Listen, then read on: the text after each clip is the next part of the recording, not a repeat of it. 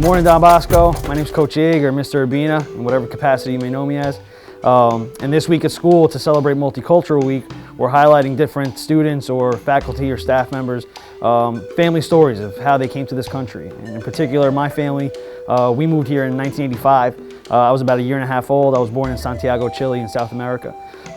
Since I was so little, I can't tell you how exactly it felt moving from one country to the other, but my parents will tell me all the time exactly how it felt. A lot of nerves, a lot of uncertainty, especially moving to a country where they didn't speak the language very well and only had about 3 family members. And to this day, we still only have my cousin, my aunt, and my uncle that live here. We moved to Union City, New Jersey, which still to this day is a predominantly Hispanic neighborhood. Still go there to get my hair cut, still go there to the Chilean bakeries every single holiday to get food for my family. And started school there. Moved to Secaucus, New Jersey, which is only right down Patterson Plank Road from there. But continued to constantly go to Union City. Our church was there. A lot of friends still live there to this day. But the main thing that I took away from moving to this country was, as a kid, you don't really realize the differences in cultures. You don't really realize the positions or the differences in your families compared to your friends. But as you get older, you start to kind of appreciate a little bit more some of the differences. Some things that maybe as a kid you might have been either somewhat embarrassed about or whatever it may be, just because you're always trying to fit in or whatever it is. As an adult, you learn to embrace it and you're proud of those differences. And I saw how hard my parents both worked in order to put me and my brother into the position that we are today.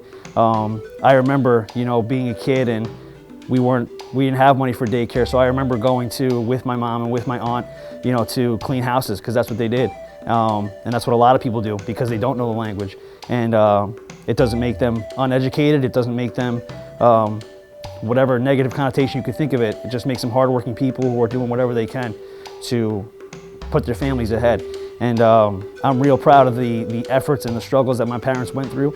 And I always say to my guys, whether it's my students or especially my football players, you owe it to your families, me in particular to my parents, to do whatever I can today and to work as hard as I can every single day to be the best teacher or best coach, because of the sacrifices that they made, because of that decision that they made in 1985 to move to this country. So my actions and everything I do and my effort that I put forward every single day has to justify that decision that they made.